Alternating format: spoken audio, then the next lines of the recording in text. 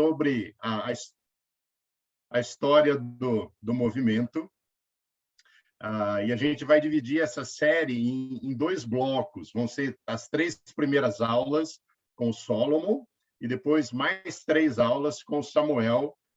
E eles vão dividir a história. Então, o Samuel vai falar, o Solomon vai falar mais do passado, digamos, mais antigo, e o Samuel vai chegar até mais próximos de nós aqui. Mas eu não vou adiantar mais para deixar que eles possam explicar.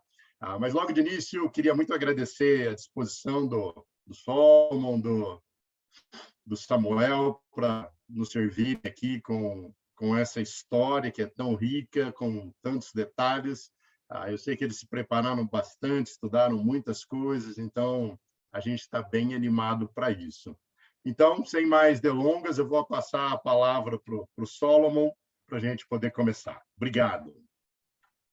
Obrigado, Sérgio. E queria agradecer esse grupo do ensino que está coordenando essa escola bíblica, é Brunão, Sérgio, Denilson. Esses caras são muito inteligentes e muito dedicados. Eu tive um tempo com cada um para falar dessa ideia, eles super apoiaram. Um jovem de 26 anos fazer uma escola bíblica sobre história. Eu acho que isso mostra quanto eles são muito abertos de convidar pessoas a participar dessa construção do ensino da nossa igreja, mas quanto eles vão continuar construindo esse ministério de ensino. Então, estou muito animado e eu queria agradecer a eles pelo apoio e pelo todo o trabalho que estão dando com isso. Muito obrigado, irmãos. Hoje nós vamos começar com o movimento de restauração, mas antes disso, eu queria orar. Deus, muito obrigado por essa noite, obrigado por todos os irmãos que estão aqui. É impressionante ver essa aula com tantas pessoas participando, querendo saber como você tem usado esse movimento para que nós tivermos aqui em São Paulo em 2022.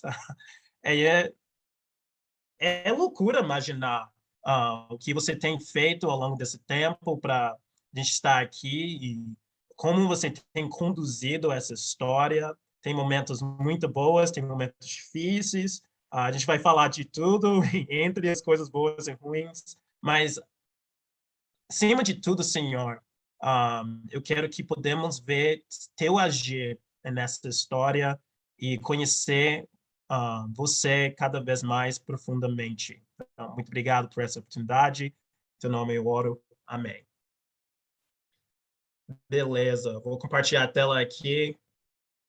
Eu acho que, porque eu sou gringo, as pessoas sabem quem eu sou, mas eu vou me apresentar de qualquer jeito. Meu nome é Salomão. Eu sou um dos ministros universitários aqui na região oeste da Igreja de São Paulo. Eu fui batizado quando eu tive 18 anos na faculdade. Eu estava orando para conhecer Jesus. 5 minutos depois, um cara veio, me convidou e eu comecei a estudar a Bíblia. Nunca tinha estudado a Bíblia. Eu tinha ido para alguns cultos, frequentava algumas igrejas, mas não era tão religioso. Então, quando eles me chamaram a ler sobre Jesus pela primeira vez, estudar a Bíblia, foi uma coisa que eu nunca tinha feito. E, de fato, vendo a vida de Jesus mudou minha vida completamente. Eu estava pressionando as pessoas que estavam estudando a Bíblia comigo de me batizar logo, mas eles falam, não, precisa saber mais. Eu falo, não, me batiza, eu quero isso. E eles falam, não, calma. Mas foi sensacional. Eu fiz 8 anos de discípulo aqui em outubro, 27 de outubro, e tem sido maravilhoso. No ministério que eu fui batizado, eu vi o ministério crescer de 5 pessoas até uns 17 pessoas. Eu era o único homem. Então, veio mais homens para competir, fazer jogos de tabuleiro, ser mais competitivo. Foi muito especial. E nesse meio período, enquanto eu estava na faculdade, eu fiz um intercâmbio aqui no Brasil, no Rio de Janeiro. Eu tive um sotaque gringo carioca na época, Mas, na verdade, eu cheguei sem falar português. E os irmãos cuidaram de mim, me ensinavam a amar esse país. Ai, meu Deus. Ah, eu emociono pensando nisso. Me ensinaram a amar esse país. E aí, quando eu peguei o avião de volta para os Estados Unidos, eu falei, já era, eu sou brasileiro, eu quero ajudar a construir ministérios universitários no Brasil. Então, primeira coisa que eu fiz, eu voltei, eu pesquisei um estágio. Foi um estágio não com nossa família de igrejas, Igrejas de Cristo Internacionais, foi com uma igreja independente cristã, que faz parte do movimento de restauração. Vou explicar isso mais em frente, né? E aí eu tive um estágio com a igreja que eu fui batizado, terminei faculdade e nesse meio período também eu fiz dois estágios, dois períodos de estágio com uma igreja em Flórida, chamada Broward Church. Em 2017 eu veio para cá para, de fato, se tornar brasileiro. Então, estou aqui na USP, participando no Ministério Universitários, é isso que eu estou fazendo desde 2017. Eu estou muito feliz por estar aqui no Brasil com vocês e eu espero que eu possa contar essa história do movimento de restauração de uma forma que faz sentido para pessoas no Brasil. E a razão que eu falo isso é porque, na verdade, meu padrasto, na verdade, ele cresceu em Jamaica e ele passou uma prova para ir para os Estados Unidos. Mas só que ele precisava uma bolsa para pagar para o tempo que ele estava nos Estados Unidos estudando.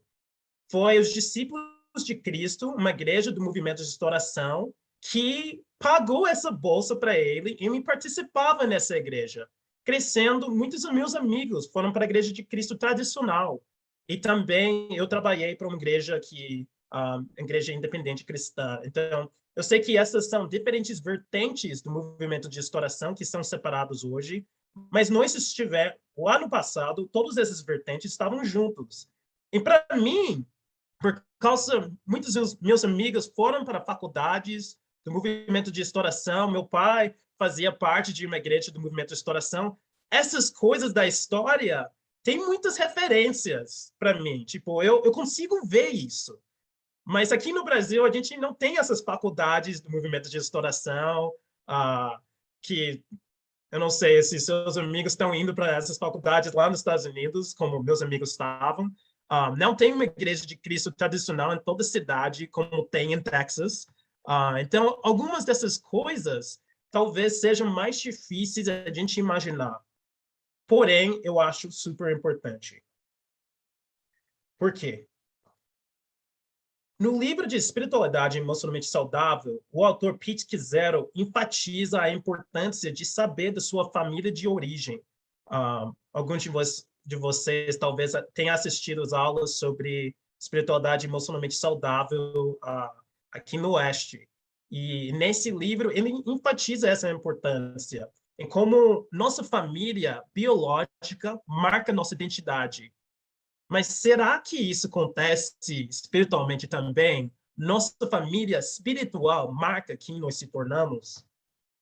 E eu acho que a partir dessa pergunta, eu tenho questionado algumas coisas sobre nossa história, tipo, de onde nós viemos, como nós se tornamos quem nós somos hoje, por que nós temos as crenças que nós temos, quais foram as pessoas que mais influenciaram nossa forma de pensar, como desenvolvemos as forças que nós temos e nossos problemas, dificuldades, fraquezas. Tem partes da nossa tradição de fé que precisamos resgatar, ou tem coisas da nossa tradição de fé que servem como advertência de coisas que a gente não deveria fazer. Qual é a história da nossa família? Aqui a gente está falando da história da nossa família. Nós vamos conhecer um pouco nossas raízes, embora isso seja talvez comum para outros grupos cristãos. Eu estava assistindo uma aula de um irmão, ele falou, se você é presbiteriano, você sabe os ensinamentos de Calvino, você sabe sobre a história dele. Muitos grupos protestantes sabem a história de Lutero, mas para nós, às vezes, é difícil saber as pessoas que mais influenciaram a nossa tradição de fé. Eu acho isso é importante para a gente nos se entender, para entender nosso DNA espiritual, entender nossas crenças e também renovar coisas que foram bons do nosso passado, entender nossa história para que a gente não comete os mesmos erros do passado. Especialmente quando a gente começa a falar das igrejas de Cristo internacionais, eu acho que isso vai ser muito importante entender a ligação entre essas coisas de nossas raízes e também as coisas que nós passamos em nossa igreja. Está fazendo sentido? Desculpa, eu sei que eu tenho sotaque. Vou falar algumas coisas rápidas. Fica à vontade, tipo, no final vai ter hora de dúvidas. Se está muito difícil entender, só, tipo, Salomão, pode me parar. Eu não fico com medo se você me para e fala, peraí, tá? Eu quero que todo mundo entenda. Estou trabalhando no meu português. Espero que eu possa ser extremamente claro. Vou ler uma escritura aqui em João 17:12. Se você está com Bíblia, você pode ir lá, mas eu vou ler aqui na tela. Isso é Jesus fazendo uma oração. Enquanto estava com eles, eu os protegi e os guardei pelo nome que me deste. Nenhum deles se perdeu, a não ser aquele que estava destinado à perdição, para que se cumprisse a escritura.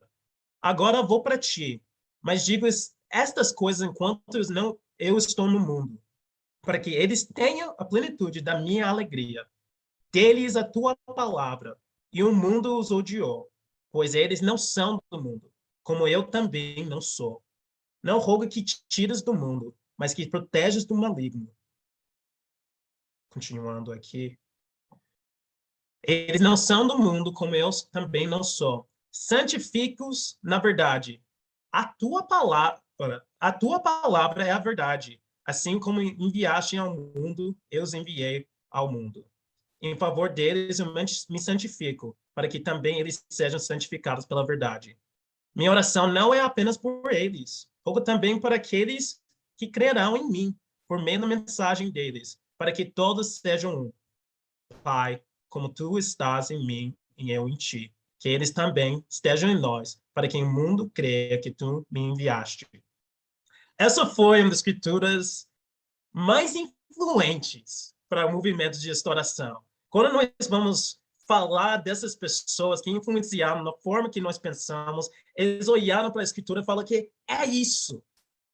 Então, destaca várias coisas. Você vê santificado na verdade, porque a palavra de Deus é a verdade. Você vê eles falando de união, que todos os cristãos, todos os discípulos, todas as pessoas que amam Jesus sejam um. Em que essas pessoas, com a verdade, com a união, pode ganhar o mundo para Cristo. E eu acho que isso é o base, o que é o movimento de restauração. Então, eu vou passar um pouco em frente para mostrar o que eu vou fazer aqui. O que eu queria falar hoje é um pouco da filosofia em origem, tanto geográfico quanto filosófico do movimento de restauração. Vou falar de alguns dos eventos, algumas das pessoas principais, estão sendo uma das pessoas, em alguns documentos também. Isso é Thomas Campbell, isso é uma outra pessoa importante, e eu vou falar, por último, sobre Alexander Campbell, que eu acho que é muito interessante, é talvez o maior advogado, a maior pessoa para, não sei, espalhar o movimento de restauração. Então, isso é um pouco onde nós estamos indo. Nós vamos falar, basicamente, como esses homens nasceram até 1832, onde estão e Thomas Campbell e Alexander Campbell se uniram para se tornar um movimento chamado Stone Campbell, por causa essas caras principais, ou movimento de restauração. Está fazendo sentido? Isso é como a gente vai caminhar. Então, qual é o contexto filosófico? Como eu falei, muito baseado em João 17. Eles acharam que se a gente, especialmente Alexander Campbell, se a gente estiver alinhado sobre o que é verdade na Bíblia, nós podemos estar unidos. E se estivermos unidos, nós podemos evangelizar o mundo.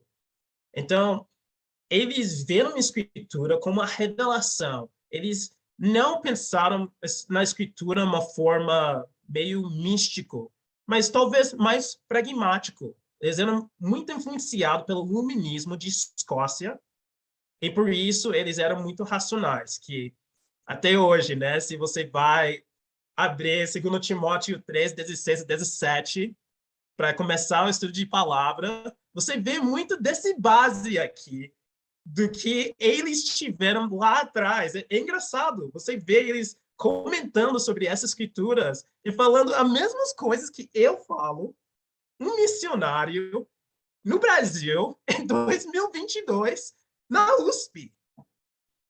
Esse é o base. Eles acham que escrituras, entender as escrituras de uma forma pragmática, poderia levar as pessoas a estar unidas.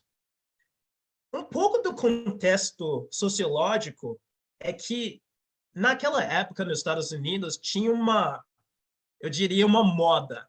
Se você olha para a construção de Washington, D.C., que estava acontecendo nessa época, você vê que Washington, D.C. pega muitas coisas de Roma e Grécia. E a ideia de democracia é uma volta para Roma e Grécia. Eles olharam para Roma e Grécia como se fossem sociedades melhores, os americanos, naquela época. Então, essa ideia, esse conceito de olhar para o passado e valorizar o passado dessa forma é chamado primitivismo, desculpa. E a ideia de fazer isso biblicamente é chamado restauracionismo, desculpa, embolando um pouco. Então, a ideia, basicamente, naquela época, vários grupos estavam voltando e falando, vamos fazer o que os primeiros cristãos fizeram. Nós não queremos ser mais batistas, presbiterianos ou metodistas, nós queremos simplesmente ser chamados cristãos. Faz sentido? Então, eles viram o Novo Testamento, eles falam, vamos voltar para isso. Mas isso foi muito influenciado pela política, em suas questão sociológica dos Estados Unidos. E uma outra coisa que talvez seja um pouco estranha também, que eu até vou explicar no próximo slide, é essa ideia de milenismo. Então, eu sou o único norte-americano aqui, então eu tive que aprender isso na escola. Os Estados Unidos começou com 13 colônias na costa leste. Quando a gente está falando que essa história acontece no oeste dos Estados Unidos, a gente não está falando do far oeste, onde tem os caras com chapéus e aí armas. Os Estados Unidos nem tinha Texas naquela época, né? Porque você queria fazer parte de um país que não tem Texas, né? Desculpa, eu sou texano. Mas, a gente está falando de Ohio, Tennessee, Kentucky. Esses estados, na verdade, hoje são mais para leste do que para oeste. Mas os Estados Unidos ainda não tinha expandido de costa leste para costa oeste. Mas existia um sentimento dos norte-americanos, que algumas pessoas até falam, ainda existe esse sentimento, que Deus estava guiando essa ascensão do país. Então, você vê essa anjo indo para o oeste, guiando os americanos para expandir, para expansão territorial. Mas isso não foi somente uma ideia política ou sociológica. Isso está muito dentro da ideia religiosa, que os americanos, nossos fundadores do movimento de restauração, pensaram que se eles conseguem unir todo mundo espiritualmente, que eles poderiam começar o reino mileniar de Jesus na Terra, começando com os Estados Unidos. Então, tinham essa questão sociológica que era forte de construir uma utopia. Desculpa, essa palavra é difícil para mim. Uma utopia. E construir uma sociedade cristã. Então, um pouco que estava acontecendo antes de começar esse momento, que eu diria, isso é basicamente o começo do movimento de restauração, o avivamento de Cane Ridge, que aconteceu em Kentucky, que é o oeste dos Estados Unidos, é que tinha um avivamento uns 50 anos antes desse momento. E esse avivamento é chamado o Grande Despertamento. Grande Despertamento, que pregadores entraram em igrejas, eles pregaram, e foi um avivamento calvinista. Então, eles pregaram e eles esperaram as pessoas terem, eu não sei, reações emocionais. Porque eles não acreditaram que você pode tomar uma decisão, se tornar um discípulo. Mas se você tiver, tipo, você desmaia durante uma pregação, você começa a chorar, ou fazer uma drama, talvez isso mostre que, de fato, você é salvo. E aí, tá de boas.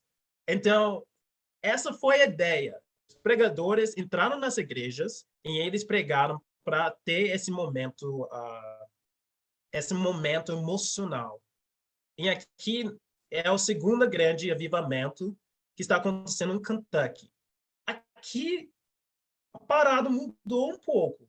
Tinha vários pregadores em diferentes palcos e eles estavam em campo, ao invés de dentro de igrejas. Eu já gosto mais, porque eu gosto de natureza. Então, eles estavam dentro, eles não estavam mais dentro de igreja, mas eles foram para um campo grande e tinha muita gente, talvez 50 mil pessoas, 100 mil pessoas, acampando, escutando pregações o dia inteiro. E tinha vários palcos, vários pregadores ao mesmo tempo, pregando ao vivo por horas. E foi sensacional.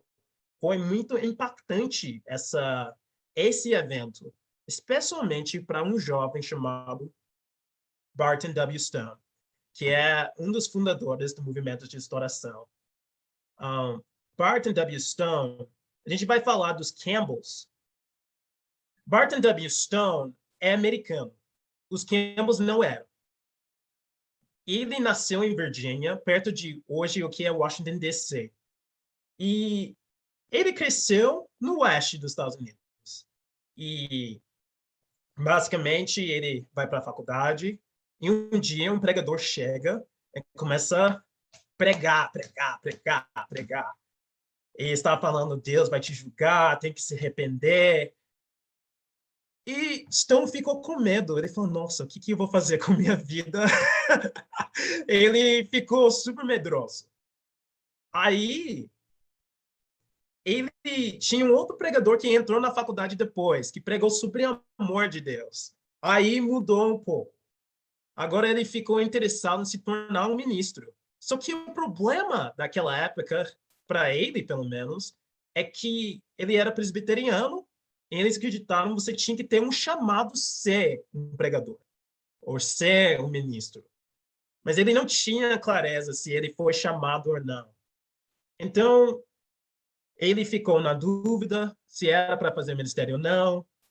E um professor na faculdade dele falou o seguinte: talvez seu desejo de estar no ministério faz parte da razão que você deve tentar estar nele.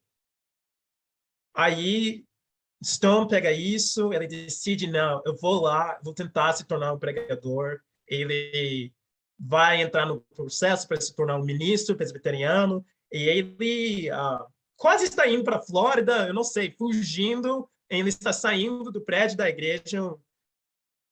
A mulherzinha velha chega e fala, você está fugindo, você precisa pregar aqui mesmo. Então, ele veio, ele começa a pregar lá em Kentucky. Começa a liderar duas igrejas, ele se torna ministro dos dois, e ele começa a fazer algumas coisas diferentes. Ele tinha algumas questões com algumas práticas dos presbiterianos naquela época. E os presbiterianos são muito diferentes do que aquela época. Tinha muita divisão dentro da igreja presbiteriana, uma forma que não tem hoje. Então, ele não concordava com algumas ideias sobre ceia, ele tinha algumas dificuldades com essa ideia de eleição, e ele fica preocupado. Ele fala, eu devo se tornar ministro se eu tenho problemas com essas coisas? E os amigos falam, não. Fala que você vai seguir o credo presbiteriano, onde concorda com a Bíblia. Ele fala, tudo bem, vou lá. Então, isso que ele faz. Espera aí. Só que ele vai para esse avivamento que eu estava falando e ele gosta desse ambiente de salvar pessoas, ajudar a salvar as pessoas, pregar, pessoas tomar decisões.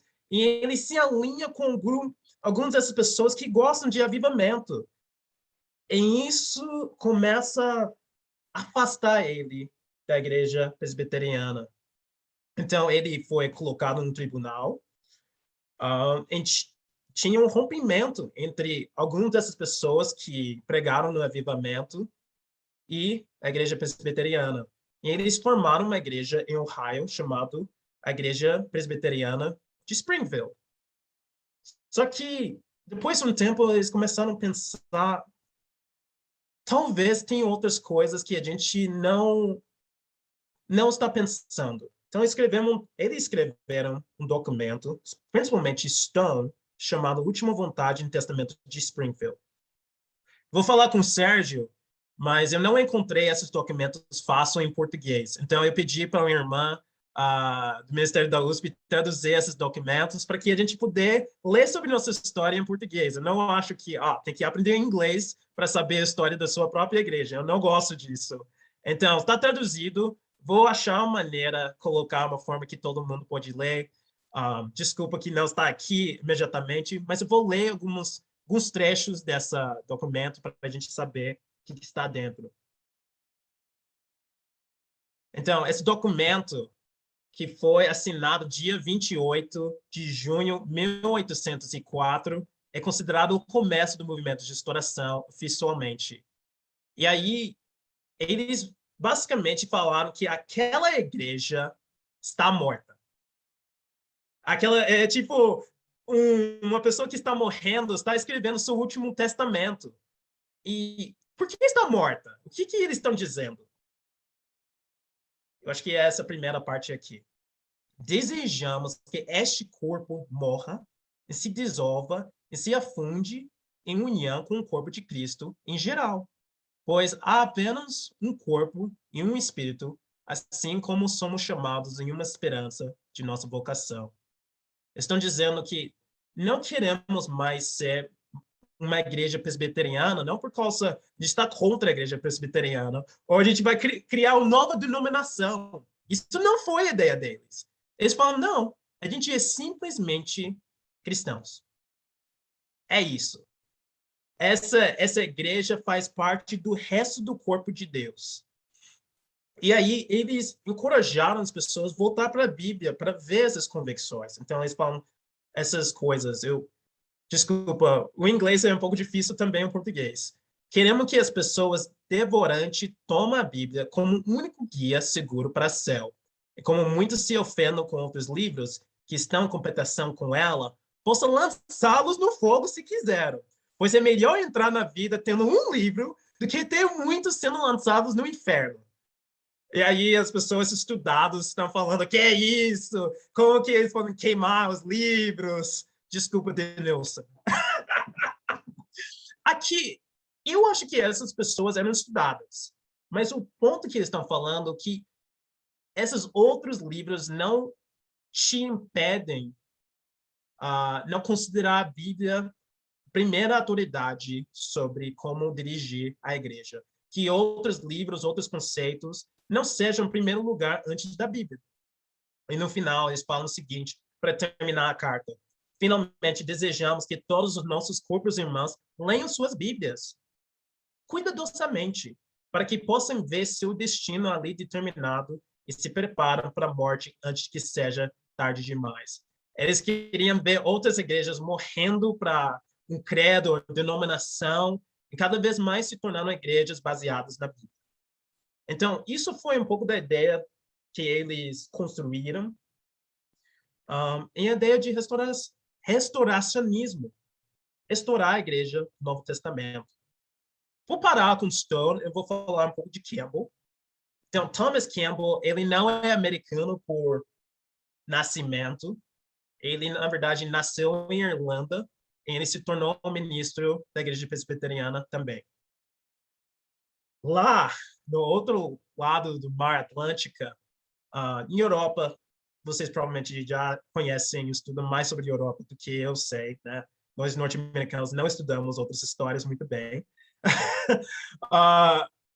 Lá, governo e religião era a mesma coisa.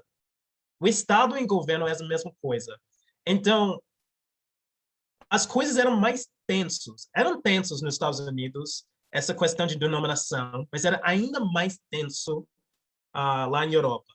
Estou lendo a biografia de Alexander Campbell e conta a história que Thomas Campbell estava pregando um dia e chegou alguém que era um presbiteriano também, mas era de um diferente setor, tipo de presbiteriano, estava ameaçando a vida de Thomas Campbell. Olha o nível. Eles viram pessoas matando um ao outro por causa eles não concordaram com a mesma forma de cristianismo. Então, Thomas Campbell cresceu e viveu nesse ambiente de violência entre as denominações. Era muito pesado. Apesar disso, o que ele desejava profundamente é ter uma faculdade e ter uma educação. Então, ele conseguiu, de alguma forma, e ele se tornou um professor, depois de formar da faculdade lá em Escócia, a Universidade de Glasgow. Ele começou a liderar uma igreja. Em 1788, seu filho Alexander Campbell nasceu. Quando Thomas Campbell se tornou ministro, ele também tinha uma experiência com Barton. Ele falou, mas eu não sei se é bem aqui. Então, ele começou a se envolver com uma sociedade evangélica chamada Sociedade Evangélica de Ulster.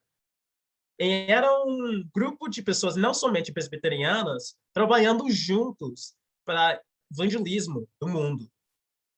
E, basicamente, a igreja presbiteriana não gostou muito e tinha algumas dificuldades enquanto ele participava nesse grupo.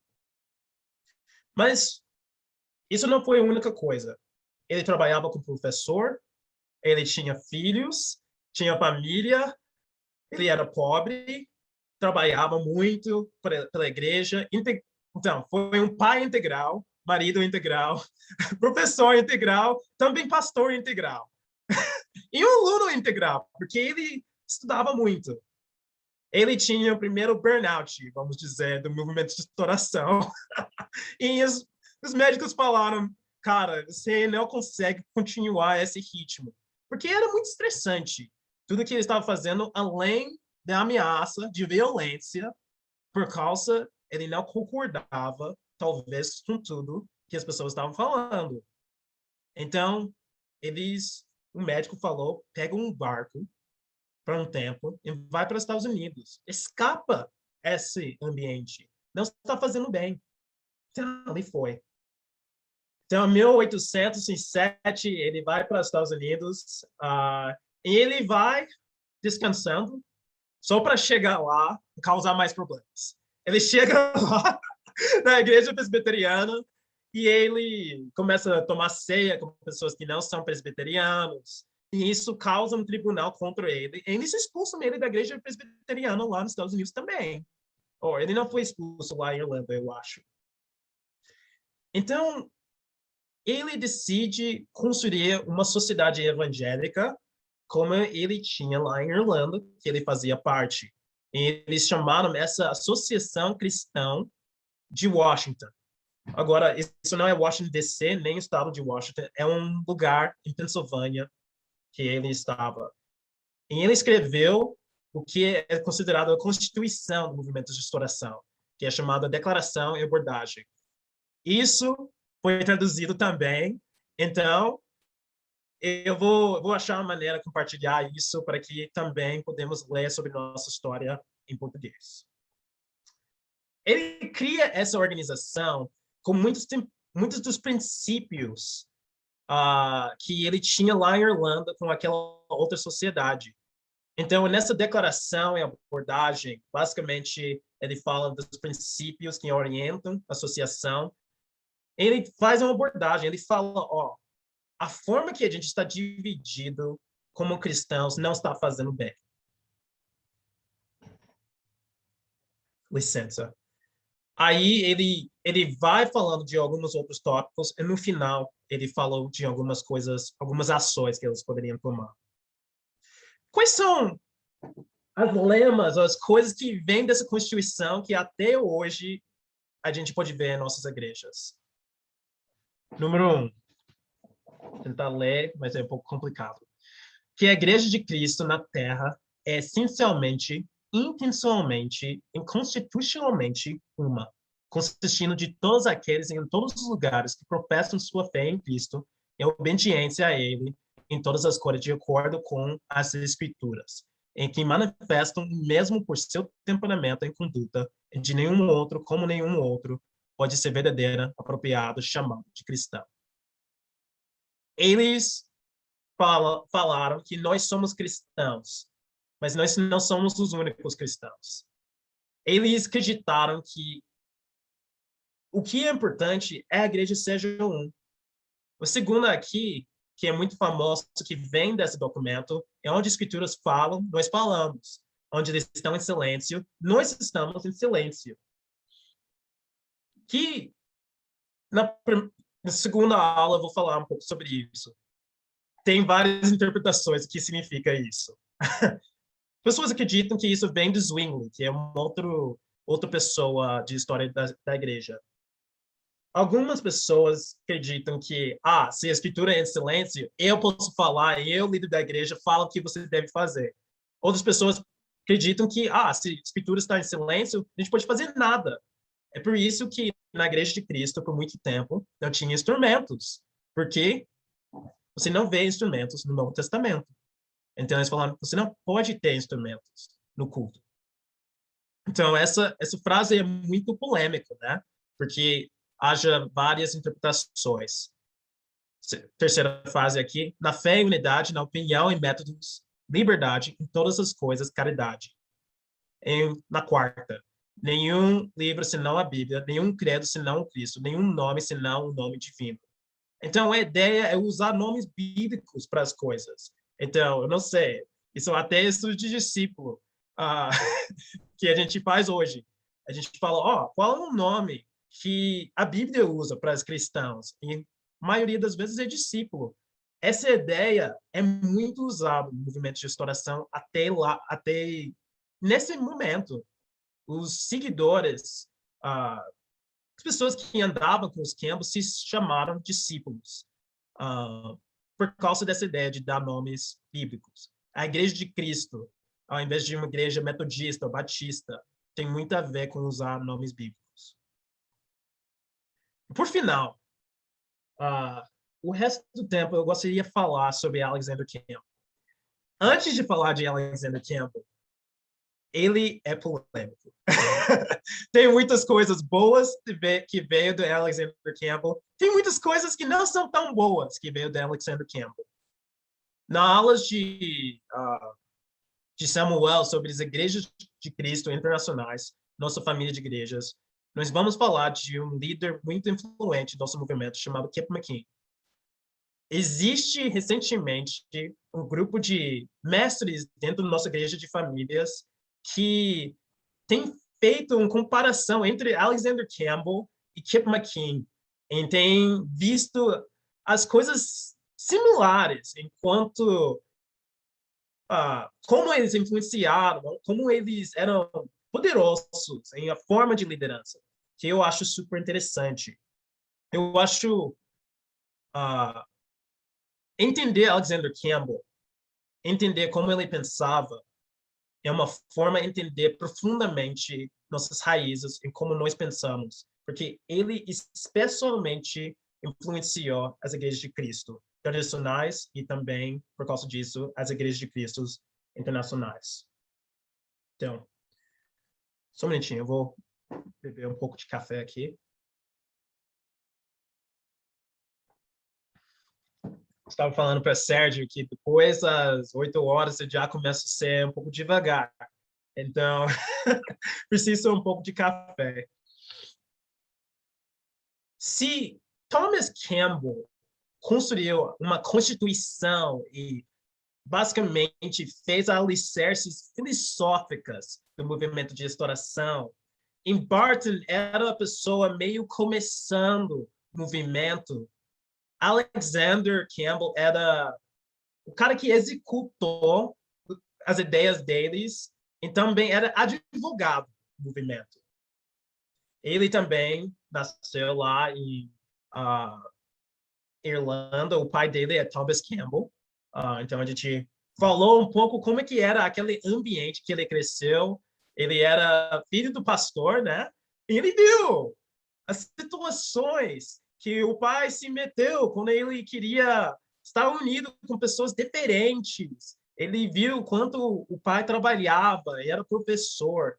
De fato, Alexander Campbell não foi para a faculdade, ou não, a ideia era para ele não ir para a faculdade, porque o pai dele já tinha ido para a faculdade, ensinava Alexander Campbell muita coisa.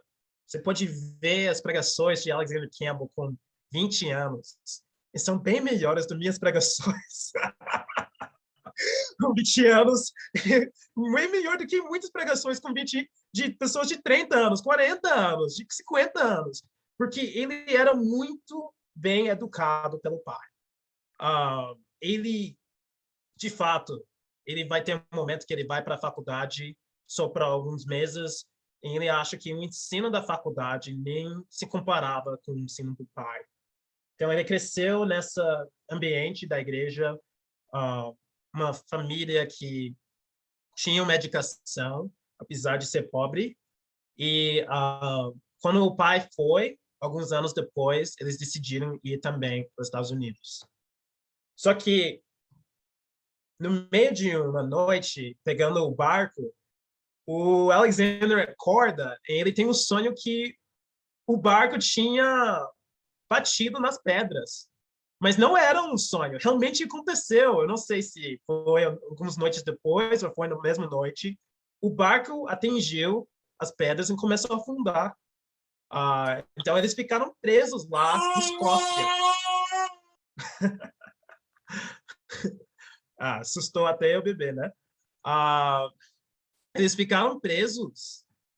E nesse tempo, não foi horrível esse acidente. De fato, todo mundo sobreviveu. Eles conseguiram pegar todas as coisas que eles tinham. Durante esse tempo, ele tinha a oportunidade de ser influenciado por algumas pessoas lá na Universidade de Glasgow, em Escócia.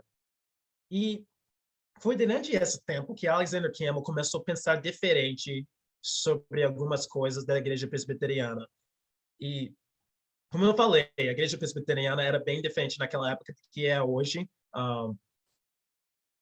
Ele tinha uma crítica especialmente da ceia, porque durante a ceia, eles tinham moeda que eles precisavam entregar para participar na ceia. E, por alguma razão, se alguém esqueceu, alguma questão aconteceu, alguém poderia não receber a ceia por causa de uma coisa tão pequena. Então, aparentemente, durante um culto, ele pegou essa moeda para pegar a ceia, ele jogou e ele saiu da igreja bravo, porque ele não aguentou mais. Mas isso foi complicado, porque ele tinha, eu acho que 18 anos ou 20 anos naquela época, e o pai dele era um pastor presbiteriano. Então, um lado, ele estava lendo a Bíblia, ele estava vendo algumas coisas que ele não concordava, ao mesmo tempo, ele estava muito com medo de como o pai ia reagir dessas mudanças. Então, de fato, ele chega lá, em Pensilvânia. Depois eles pegaram um barco, conseguiram ir para os Estados Unidos, a família inteira chega lá. E ele, né, chama o pai para a cantinha e falou, eu tenho algumas questões. E o pai, eu também. Eu também, eu concordo. Eu estava vendo isso, eu estava lendo a Bíblia e eu achava que talvez isso não está alinhado com o que eu estou vendo. E, separadamente, lá, lá em Escócia, em Irlanda e lá nos Estados Unidos, dois lados do Mar Atlântico, os dois, lendo a Bíblia, começaram a pensar que talvez tinham outras coisas que eles poderiam considerar da forma de fazer a igreja. Então, foi impressionante esse momento. Algumas dessas coisas, eu fico falando algumas dessas coisas, mas, na verdade, estou achando minhas anotações aqui, eu queria deixar claro quais são essas coisas que eles estavam pensando diferente. Talvez você reconhece essas doutrinas. Batismo por imersão de adultos, isso foi uma coisa, eles, quando lendo a Bíblia, tiraram a conclusão que era diferente do que batismo de crianças. Eles começaram a ver o momento de conversão não como uma reação emocional que você poderia aleatoriamente ter em algum momento, porque para provar que você faz parte do eleito, mas que você poderia tomar a decisão e também ter um batismo. E esse foi o momento da conversão. A ideia de congregacionismo, basicamente uma igreja não liderada por autoridades em cima, mas a igreja tem autonomia por liderar entre si, não ter outras pessoas de fora liderando as igrejas. Falta de credos. Cada grupo tinha um credo naquela época. Os batistas, metodistas, católicos. Cada grupo tinha um credo. Eles não achavam que você precisa levantar a placa de um nome de uma igreja. Que, às vezes, quando a gente está evangelizando hoje, até hoje, nós falamos isso. Não queremos levantar a placa de igreja. Ceia toda semana foi uma outra coisa. E essa ideia de restauracionismo, voltar a ser a igreja do Novo Testamento. Essas são coisas que eles estavam pensando enquanto eles estavam lendo a Bíblia. E Alexander Campbell, ele começa a escrever muita coisa. Ele começa a achar um papel de defender essas ideias. Então, ele começa, primeiro, a ser um ministro nessa igreja que ele e o pai formaram. O pai dele era presbítero, ele era meio que evangelista da igreja. E ele começava a pregar.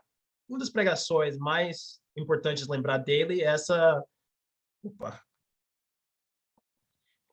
pregação sobre a lei, que ele vai usando o Novo Testamento e vai explicando o Velho Testamento, falando que nós precisamos focar nos ensinos do Novo Testamento para construir a igreja.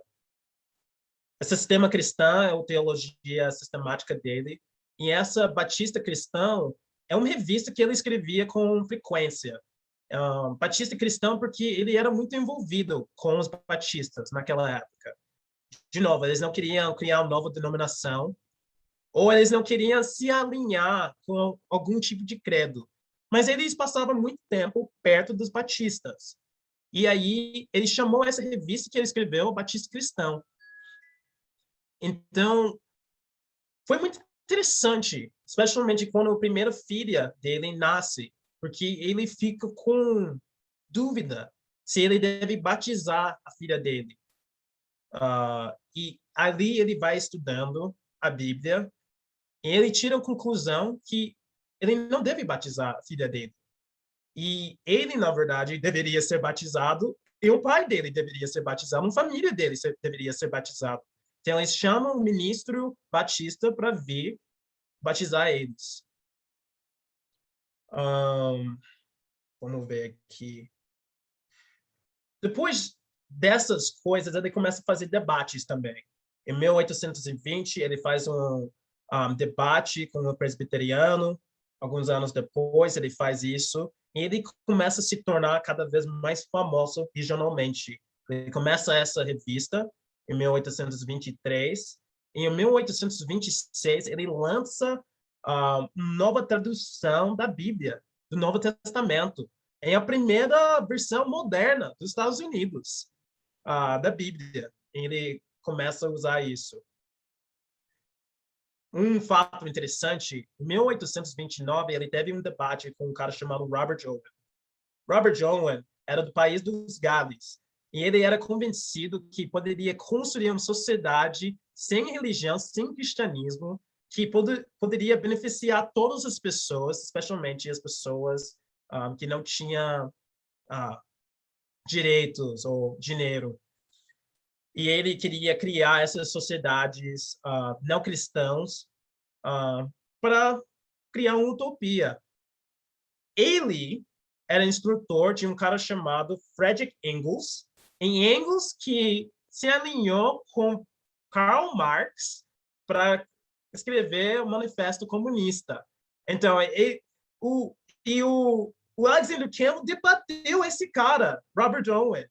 Então, ele ganhou, ele se tornou um herói nacional para os cristãos, porque ele enfrentou esse cara com essa nova ideia que meio que os comércios de comunismo, e ele ganhou. Ele vai continuando debates, ele era muito envolvido com política, ele escreve o primeiro crítica do livro de Mormons, ele escreve várias diferentes obras. Eu li algumas dessas obras aqui, Sistema Cristão, eu gostei. Eu li do Sermão da Lei. Ainda não são traduzidas, mas eu espero que eu possa traduzir no futuro para que outras pessoas consigam ler. Para terminar sobre Alexander Campbell, em terminar essa aula, a parte mais difícil de Alexander Campbell era que ele era muito idealista. Ele acreditava que todo mundo pode se alinhar à doutrina. Eles podem estar todo mundo unido. E eles podem evangelizar o mundo. E aí, depois de evangelizar o mundo, poderia ter essa reino mileniar de Jesus. Ele era muito em favor dos Estados Unidos. E quando começou a Guerra Civil dos Estados Unidos, ele ficou muito quebrado. De fato, algumas pessoas acham que a Guerra Civil dos Estados Unidos matou ele, porque ele ficou muito mais lento e causava uma certa desilusão. Ele achava que vai ter utopia cristã aqui, mas do jeito que o país se dividiu, primos lutando contra primos, irmãos lutando contra irmãos,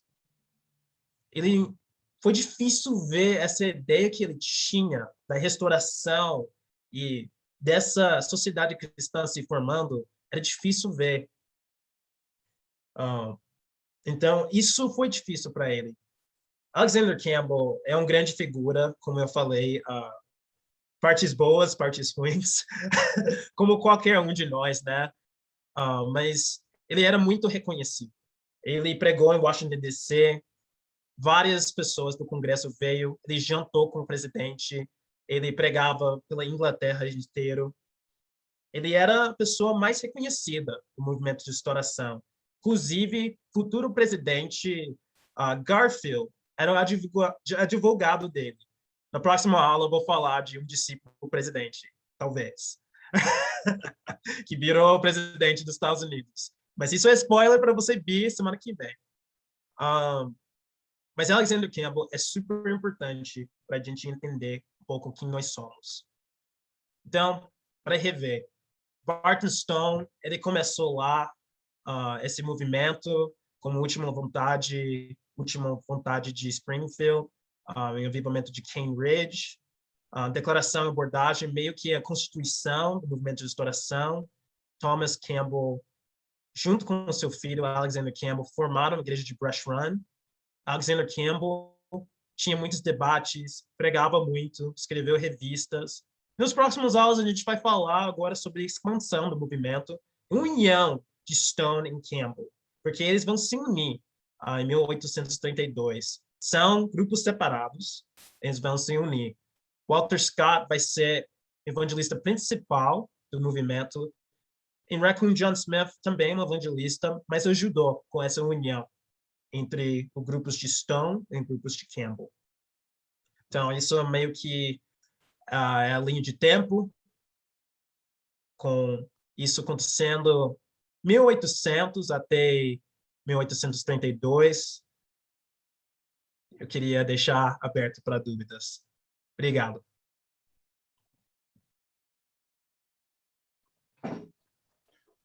Salomão, muito obrigado. A gente vai passar para essa sessão de perguntas.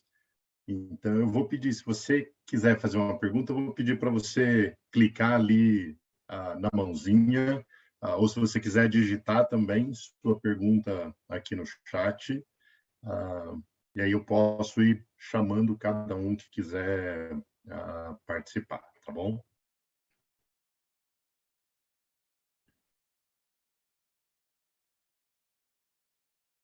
Salomão, eu vou aproveitar, então, eu só vou te perguntar, tanto o Stone quanto o Campbell, eles começaram com as suas ideias, nesse início que você está falando, em duas igrejas separadas. E os dois tinham ideias parecidas, e nesse momento os dois já tinham se desvinculados de alguma igreja denominacional? Sim. Então, eu acho isso é a parte interessante de tudo isso, que separadamente 1804 com Stone, 1809 com os Campbells, dois lados da Mar Atlântica, todos eles lendo a Bíblia, tirando a conclusão que talvez essa ideia de seguir credos está impedindo, de fato, eles seguirem Jesus. E também com violência que os Campbells experimentaram em Irlanda, isso não, eu diria que isso não foi somente teologia, foi emocional. Eles sofreram muito por causa dessas divisões e essa forma de enxergar o mundo, né? Que nós somos os únicos que estão certos, todo mundo pode, não sei, vai lá resolver sua própria vida, que de fato eu acho que influenciaram muito eles estudar a Bíblia cada vez mais, entenderam essas coisas. Eu acho que, enfim, eu acho que é só isso que eu queria falar sobre isso. Eu acho muito importante estudar isso, essa parte da nossa história, porque muitas dessas doutrinas e muitas dessas coisas que a gente está falando sobre o que eles leram são algumas das primeiras coisas que a gente vê mudar a partir, eu não sei. Algumas dessas coisas foram mudadas com a Igreja de Cristo Internacional e algumas coisas estão sendo questionadas hoje. Mas às vezes a gente não tem um contexto histórico para saber por que nós pensamos assim. Então, de repente, a gente vê uma coisa e a gente fala, por que a gente acredita isso? Porque alguém falou para mim. E eu não estou contra desconstrução de nenhuma forma. Eu acho que desconstrução saudável é boa, mas eu acho que muitas coisas que a gente viu, o que é interessante para mim é que não foi, como você falou, foi tão separado, foi Campbell lá em Irlanda separado, foi em outra em Pensilvânia separado.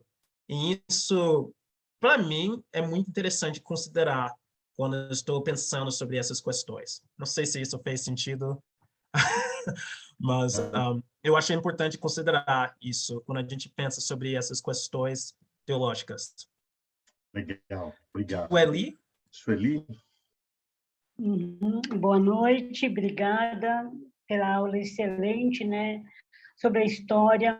Mas eu tenho uma pergunta. Você falou sobre instrumentos, né, sobre Thomas Campbell, que falou sobre, durante um tempo, no movimento de restauração, naquela época, não houve instrumento nas igrejas, tudo mais. E o ponto é, No Antigo Testamento, é aí que eu entro, fala sobre tamborins que era tocado, Davi, e muitas vezes as mulheres tocavam tamborins, Miriam tocou e tudo mais.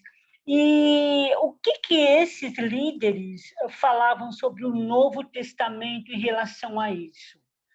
Se é bíblico, entende? Porque, pelo que eu entendi, parece que só após Jesus Cristo, que é o mais importante, sem dúvida, que eles focavam, né? Mas e o Antigo Testamento? O que esses líderes falavam? Isso é só um exemplo, né, sobre música. Mas aonde que entra o Antigo Testamento no movimento de restauração? Está um pouco difícil a pergunta. Não, eu acho uma ótima pergunta. Muito obrigado. E essa é uma pergunta muito boa, porque a questão do Alexander Campbell, ele está falando sobre como que a gente deve organizar a igreja em geral. E ele está dizendo o Novo Testamento. Mas aí, uns 100 anos depois, Alexander Campbell falou isso. Desculpa. Você vê a divisão do movimento de restauração baseado nisso, que eu vou falar um pouco mais na minha próxima aula, sobre instrumentos. Porque essa interpretação, onde as escrituras falam, a gente fala, onde estamos em silêncio, nós estamos em silêncio, algumas pessoas levaram isso para o Novo Testamento e falaram, se o Novo Testamento não fala, a gente não pode fazer. Vou explicar por que eles chegaram nessa conclusão. É um pouco interessante como eles chegaram ali, mas eles não foi que eles... Então, uma parte da sua pergunta, você está falando, foi uma desconsideração do Velho Testamento? Não necessariamente. Eles meio que usaram essa regra de Novo Testamento não falar de instrumentos e falaram isso como deve ser a igreja. Quando eu acho que a questão nem é sobre o que o Novo Testamento falar ou não, o que está no Antigo Testamento ou não, é sobre onde está a nossa liberdade como cristãos. Se o Novo Testamento não fala de assistir televisão, a gente não assiste televisão. Se o Novo Testamento não fala de café, a gente não toma café. Isso é um pouco do caminho que as igrejas de Cristo tradicionais estavam indo. E esse legalismo forte era uma coisa que, na verdade, nós herdamos.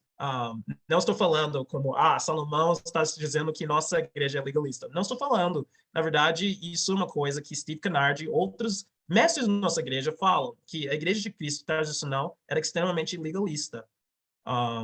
Então, só para esclarecer, para terminar, eu acho que a questão nem era se eles estavam desprezando o Velho Testamento aí. Eu acho que era legalismo. E por isso eles não tinham instrumentos. Faz sentido?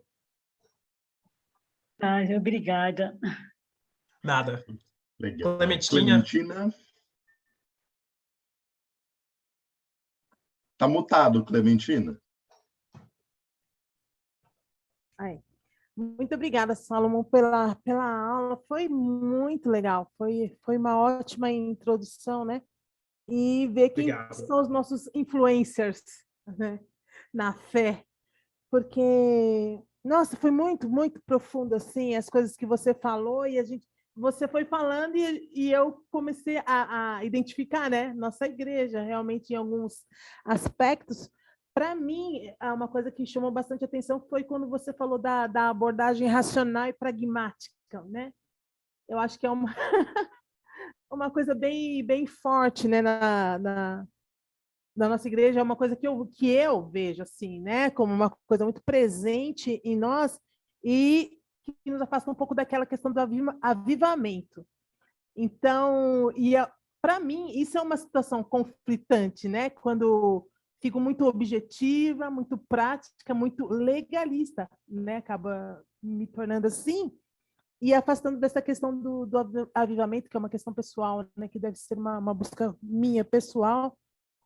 Mas eu gostei demais da aula, eu quero muito me aprofundar, e gostei muito dos personagens que você trouxe, que eu não conhecia, nunca tinha ouvido falar, né?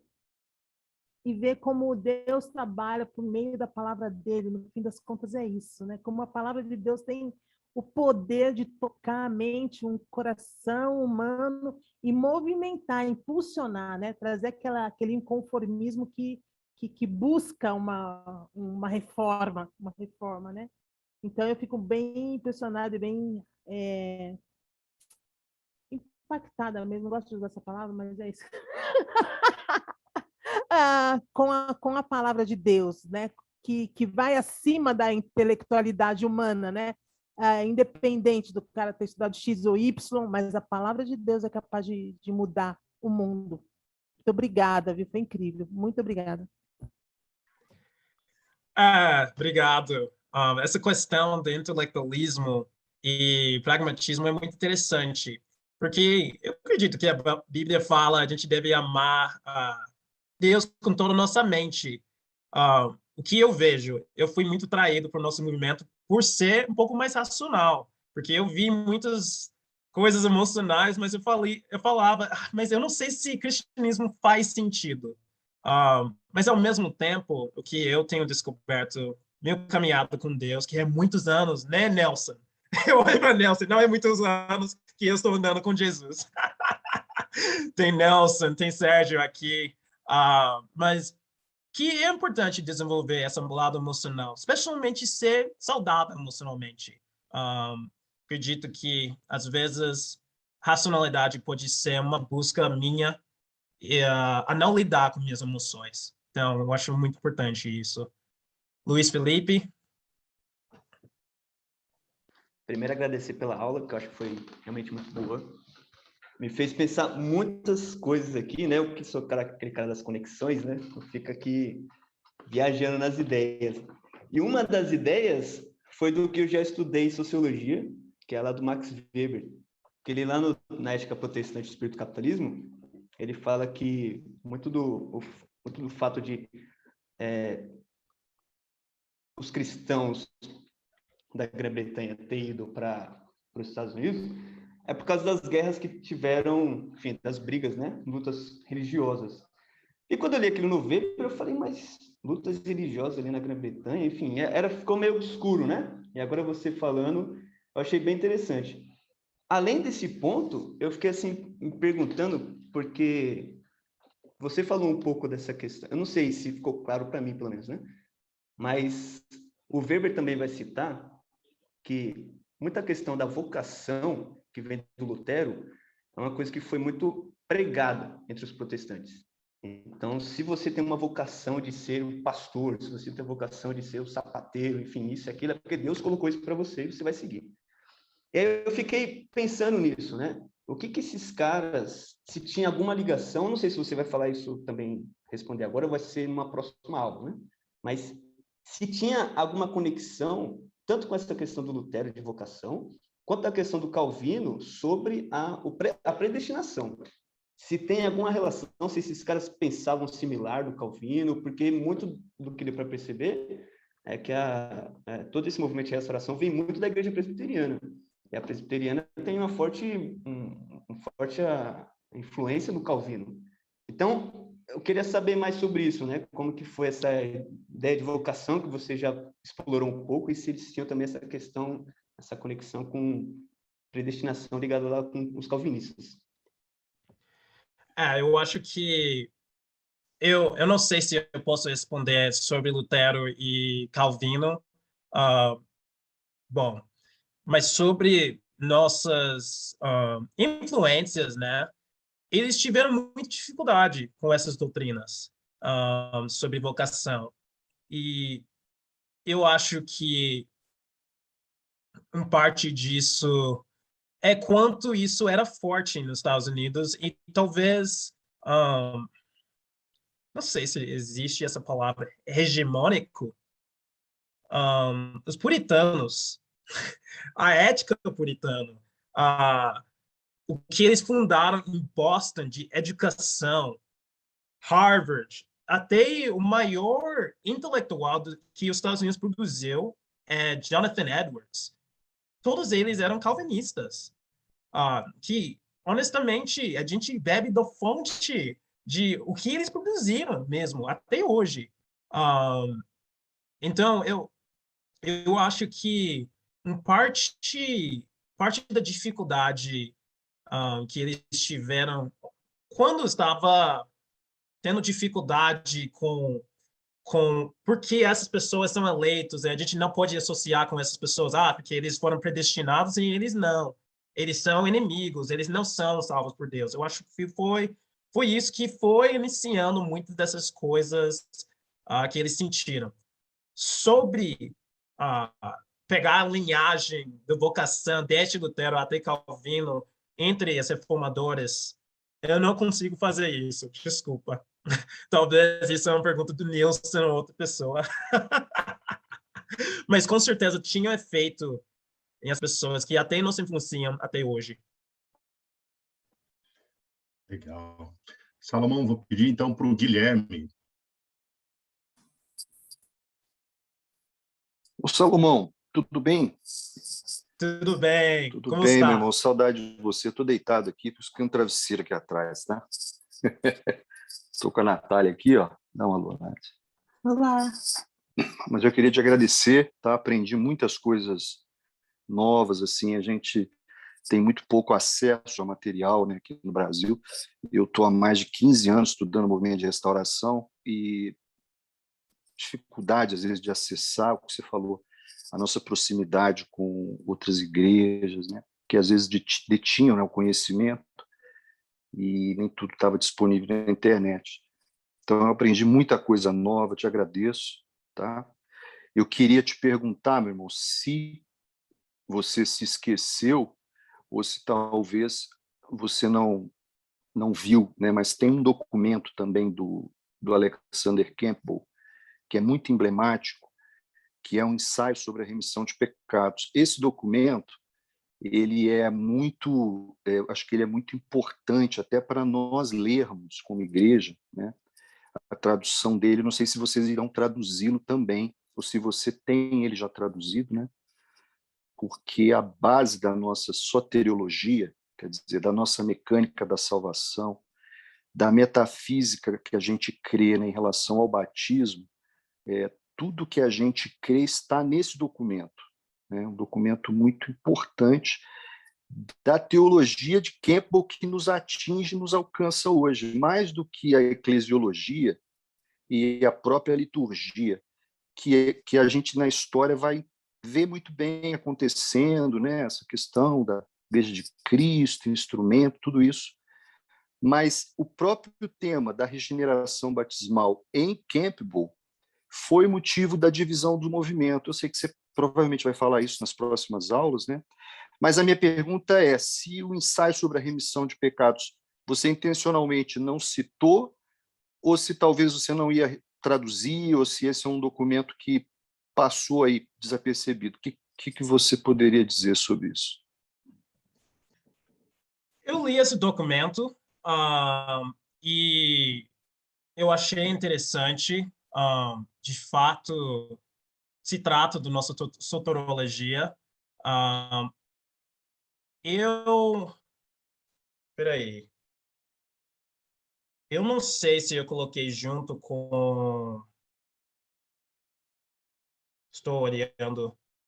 Então, eu acho que esse documento foi lançado ao mesmo tempo do Sistema Cristão. Mas eu li, eu posso ver se pode ser traduzido também. Eu queria traduzir Sistema Cristão, e eu acho que isso pode ser um dos documentos que seja traduzido também. Legal. Alexandre? Salomão, é Alexandre São Paulo aqui da Zona Sul, muito obrigado, viu, meu irmão? Obrigado mesmo, muito boa a aula e eu vejo a hora de continuar, né? Semana que vem, já estou até um pouco ansioso porque eu gosto muito dessa parte aí. Eu tenho em torno de 25 anos de cristão E para mim, até hoje, até nesse exato momento aqui, ó, para mim nós tínhamos vindo da igreja tradicional e o fundador do nosso movimento era o Kip McQueen. Eu não conhecia nada disso para trás. Hoje, para mim, está sendo um aprendizado, cara, que está valendo muito. Tá? Então, muito obrigado.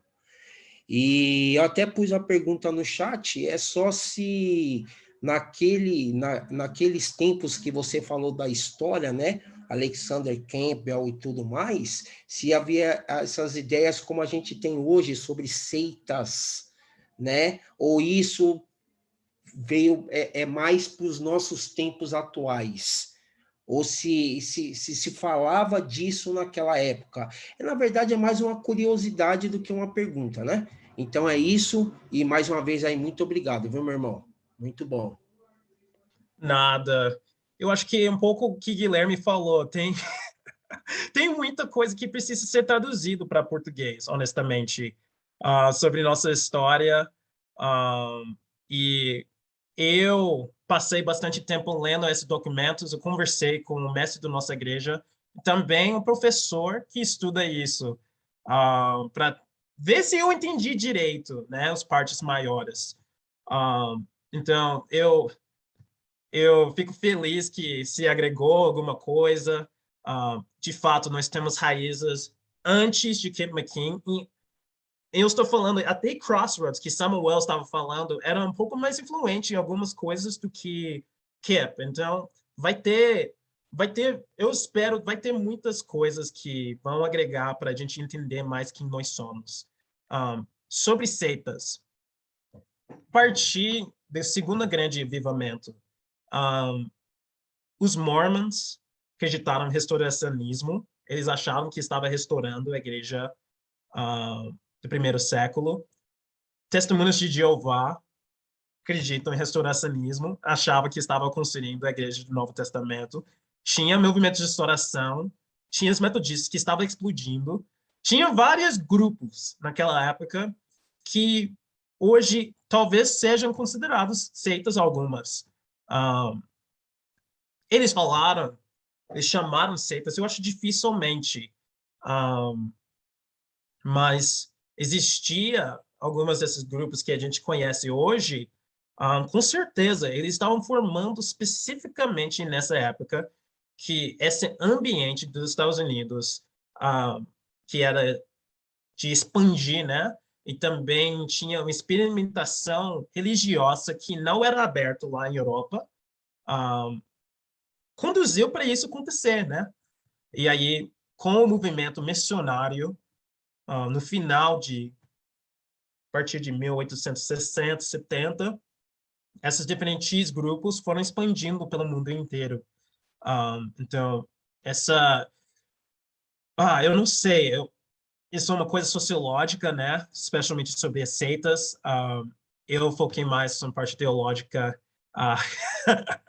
mas eu conheço um pouco do fundo sociológico dos Estados Unidos, porque eu sou norte-americano, se faz sentido. Salomão, tem um irmão que pediu aqui para que eu te perguntasse. Você falou um pouquinho, rapidamente, sobre modelo congregacional. Eu acredito que seja autonomia das igrejas, né? Mas ele pediu para você, se você puder explicar um pouquinho melhor o que você quis dizer com isso, com esse modelo congregacional. Então, tinha uma assembleia que expulsou o Thomas Campbell, né? Porque a igreja presbiteriana era organizada hierarquicamente. Hierarquia.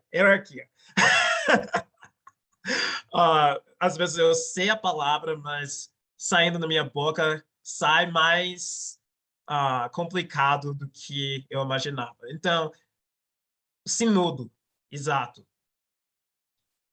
Sínodo. Sínodo, isso. Sínodo. Então, essa forma de organizar a igreja, basicamente, você pode ser expulso. Embora, vamos dizer, né? Vamos dizer que Luiz Felipe é o pregador da nossa igreja. A gente gosta do Luiz Felipe. Mas aí chega um cara que nem conhece a gente e fala, Luiz não prega mais na sua igreja, porque a gente não gosta. Isso acontecia. Não estou dizendo que a razão por qual eles tinham essa hierarquia necessariamente é errada, mas o que acabou acontecendo é vários incidentes que a autonomia das igrejas era completamente arrasada. Então, esse modelo mais de ter uma liderança que é autônomo, que é o modelo que nós temos hoje até, nós não tivemos por de 1800, não sei, isso é mais Samuel, mas ele vai falar que existia um momento dentro do nosso movimento, nossa família de igrejas, que não tivemos autonomia na igreja. Alguém de cima poderia falar: eu não quero que esse pregador seja nesse setor, você vai para lá, você vai para outro setor, você vai para outro país. Algumas pessoas que conhecem essa época estão fazendo isso. E, basicamente, isso estava acontecendo dentro da igreja presbiteriana. E a reforma que eles queriam fazer, que isso não continuasse.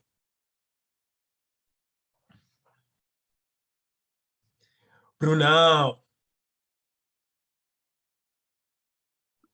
Acho que mutou o seu, Sérgio. Desculpa.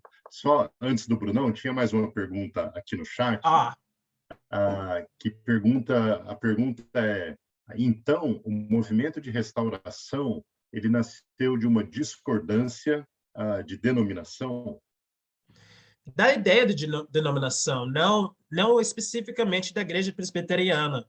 Existia um foco bem grande nesses credos, no grupo que você participava, que parecia, pelo menos nos olhos dessas reformadoras, essas fundadoras do movimento da restauração, parecia que esses credos e sua marca de igreja era mais importante do que a própria Bíblia. E isso perturbava eles, porque eles acharam que nós somos todos um, nós cristãos, nós somos cristãos, mas não somos os únicos cristãos, e isso já basta. Então, na verdade, não foi uma desconcordância só com a igreja presbiteriana. Eu vou falando de... na verdade, eu já falei que eles se distanciaram um pouco das batistas por causa dessa questão, e outros grupos. Mas eles nunca queriam formar a igreja que seria a marca igreja do Campbell. Essa é a loucura. Eles não queriam, eles não falaram: nós sonhamos um dia ter essa igreja de Cristo. Isso não foi o sonho deles. Nós se organizamos em grupos de igrejas, apesar disso estar contra a vontade do Campbell e do Stone. Então, se tornar uma denominação, eles não queriam fazer uma denominação nova. Na verdade, eles queriam que todos poderiam estar unidos. Legal. Brunão? Obrigado, Solomon. Realmente é muito especial a gente aprender um pouco mais da nossa origem, da nossa história. Acho que essa série começou assim, de forma fascinante, e eu também me sinto empolgado aí para os próximos capítulos. O que eu estava pensando, uma coisa que me chamou a atenção foi o fato do Alexander Campbell ter feito uma tradução da Bíblia. E isso me chama muita atenção, porque é muito revelador do que ele buscava, né? Um conhecimento profundo da Bíblia. Eu imagino que ele devia ter algum conhecimento do grego, algum conhecimento do hebraico, para você produzir uma tradução moderna das Escrituras Sagradas, né, para o seu tempo. E uma das defesas, né, dos pilares desse movimento de restauração era, de fato, o restauracionismo. Era uma retomada, uma busca do que era a igreja do primeiro século para, de fato, vivenciar os princípios ensinados por Jesus, que os nossos primeiros irmãos experimentaram, né? E, assim, se a gente pensa em Lutero, voltando um pouquinho mais atrás, ele também buscou isso, certo? A gente vê a semelhança do que existia no movimento ali do Lutero na Reforma, certo? Que também era uma busca, né, das Escrituras Sagradas, embora nem Lutero quisesse criar algo diferente da Igreja Católica, e é interessante, pelo que você está ensinando, que os Campbells e Stone também não tinham nenhum interesse de gerar divisões na Igreja, por mais que surgiram divisões depois, né? E assim, de uma forma prática, o que eu ia te perguntar, né, o que você acha o que você tira de mais valioso dessa aula que você deu hoje de uma maneira prática? Se a gente fosse seguir o exemplo de fé desses homens, o que você aconselharia a gente a partir dessa sua primeira aula? Eu acho que, primeiro, talvez a maior coisa... Que pergunta, né? Brunão faz perguntas boas. Eu acho que nós temos muita história para conhecer, para entender nós mesmos. De prática, quando a gente examina nossas doutrinas, eu acho que precisamos entender as referências que influenciaram nossa doutrina. E vou falar um pouco sobre restauracionismo como teologia na terceira aula. Mas eu acho muito importante saber como você foi influenciado na forma que você lê a Bíblia. Às vezes a gente pode ter um posicionamento meio passivo diante da Bíblia, diante do que a gente está sendo ensinado. E às vezes a gente tem uma postura tão passiva por tanto tempo, aí chega uma coisa que mexe com a gente, e aí a gente é todo... Vamos mudar tudo. Eu não gosto de nada, super crítica, que faz parte de crescer nossa fé. Mas eu acho que talvez uma forma mais saudável, ao invés de ter talvez esses extremos, vai conhecendo por que você acredita, o que você acredita, aos poucos, ao invés de ser completamente passivo ou completamente reativo. Então, a razão por qual eu estou compartilhando isso, eu não estou contra desconstrução teológica ou desconstrução histórica, mas eu acho que pode acontecer uma forma junto com outras pessoas, primeiro, e uma forma que nós vamos conhecendo por que a gente acredita o que a gente acredita, para que a gente pode ter convicções profundas. Não sei se essa resposta foi tão pragmático. Eu estou falando pessoas do movimento de restauração, então tem que ser pragmático. Então, por que você acredita o que você acredita? Pronto, acabou, é isso.